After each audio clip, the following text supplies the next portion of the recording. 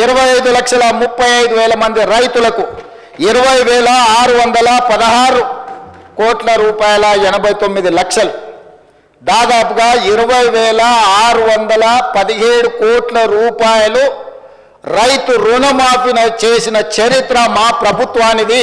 ఈ మంత్రివర్గాన్ని అని చెప్పి నేను ఈ సందర్భంగా చెప్పదలుచుకున్నాను అధ్యక్ష. ఈ దేశ చరిత్రలోనే ఏ ప్రభుత్వం కూడా మొదటి సంవత్సరంలో ఉన్న అన్ని రాష్ట్రాలు కావచ్చు, కేంద్ర ప్రభుత్వం కావచ్చు, కేంద్ర ప్రభుత్వం కూడా ఏ ఒక్క రాష్ట్రానికి 20,617 కోట్ల రూపాయలు మొదటి 10 నెలల్లో చేసిన చరిత్ర లేదు. ఇది చరిత్రలో శాశ్వతంగా నిలిచిపోయే ఒక గొప్ప సందర్భము.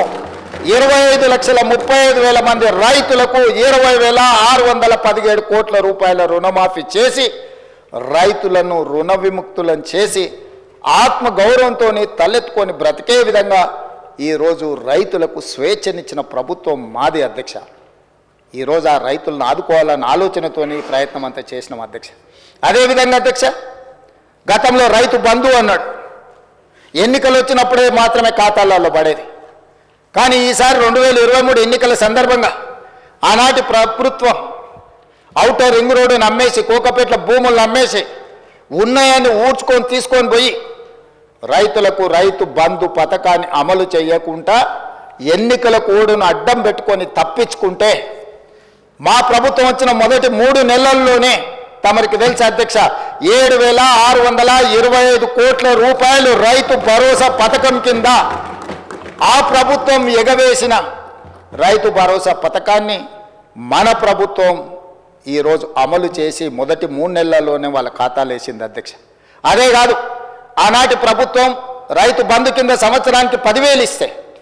10,000 సరిపోదు, దీన్ని 12,000కు పెంచాలి అని రైతు భరోసా పథకాన్ని సంవత్సరానికి 12,000 చొప్పున పథకాన్ని ప్రారంభించి ఈరోజు వాళ్ళ ఖాతాలో నగదు పడతా ఉన్నది అధ్యక్ష. మార్చి 31 లోపల మొత్తంగా వాళ్ళ ఖాతాలు వేయాలనుకున్నాం అధ్యక్ష. ఇదే కాదు అధ్యక్ష, గ్రామాలలో మీకు తెలుసు, దళితులు, గిరిజనులు, ఆదివాసీలు, బలహీన వర్గాలకు సంబంధించిన వాళ్ళకి అందరికీ భూములు లేవు. వాళ్ళ భూమి లేకపోవడం వల్ల రైతు భరోసా పథకంలో వాళ్లకు భరోసా ఇవ్వలేకపోవడం వల్ల ప్రభుత్వం ఆనాటి నా పాదయాత్రలు కావచ్చు, మిత్రులు బట్టి విక్రమార్క గారి పాదయాత్రలో భూమి లేని నిర్వాసితులు, భూమి లేని నిరుపేదలు వచ్చి,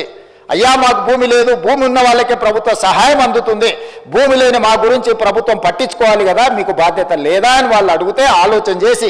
ఇందిరమ్మ ఆత్మీయ భరోసా పథకం కింద ప్రతి కుటుంబానికి 12,000 రూపాయలు ఇవ్వడానికి నిర్ణయం తీసుకొని ఈనాడు ఉపాధి హామీ కూలీ కార్డు ఎవరికైతే ఉందో ప్రతి కుటుంబానికి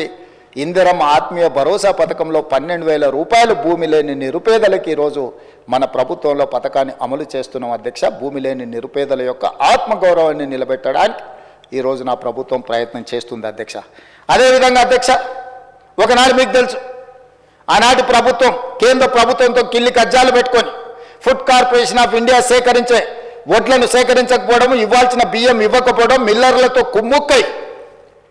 ఆనాడు సివిల్ సప్లైస్ మినిస్టర్ నుంచి ముఖ్యమంత్రి వరకు మిల్లర్ల ఒత్తిడికి లొంగి మిల్లర్లతో కుమ్ముక్కై ఆనాడు వడ్లు కొనకపోవడం, కేంద్రం కొంటలేదు కాబట్టి మేము కొనం, రాష్ట్ర ప్రభుత్వం వ్యాపార సంస్థ కాదు, మాకు నష్టాలు వచ్చినాయి, 100 కోట్ల రూపాయల నష్టాలను చూపించి వడ్లను కొనడమే ఆపేసి చివరికి ఆనాటి ముఖ్యమంత్రి గారు ఏమన్నారు అధ్యక్ష, ఊరేసుకుంటే ఊరేసుకున్నట్టే అన్నాడు అధ్యక్ష. ఎవరైనా ఒక బాధ్యత కలిగిన ముఖ్యమంత్రి గారు రైతుల కష్టం వచ్చినప్పుడు ఆదుకోవాలి, అండగా నిలబడాలి. ఒకవేళ రైతులు ఆత్మహత్యలు చేసుకుంటుంటే మీరు చేసుకోవద్దు, మేము అండగా నిలబెడతాం, అవసరమైతే కేంద్ర ప్రభుత్వంతో కొట్లాడతాం, మేము వడ్లను కొనుగోలు చేస్తామని చెప్పకుండా మీరు ఊరేసుకుంటే ఊరేసుకున్నట్టు అని బరి తెగించి మాట్లాడితే మేము ప్రభుత్వం ఏర్పడ్డ తర్వాత సివిల్ సప్లైస్ మినిస్టర్గా ఉత్తమ్ కుమార్ రెడ్డి గారు, మీరు వరి పండించండి, ప్రతి చివరి గింజ వరకు కొంటాం, అందులో సన్న వడ్లు పండిస్తే 500 రూపాయల బోనస్ ఇచ్చి కొంటామని చెప్పి 1,200 కోట్ల రూపాయల పైగా 1,206 కోట్ల రూపాయలు సన్న వడ్లకు బోనస్ ఇచ్చి ఈసారి పంట అత్యధికంగా పండించే రైతులు ఈరోజు రాష్ట్ర ప్రభుత్వానికి వడ్లు 1,56,00,000 మెట్రిక్ టన్నులు అమ్మి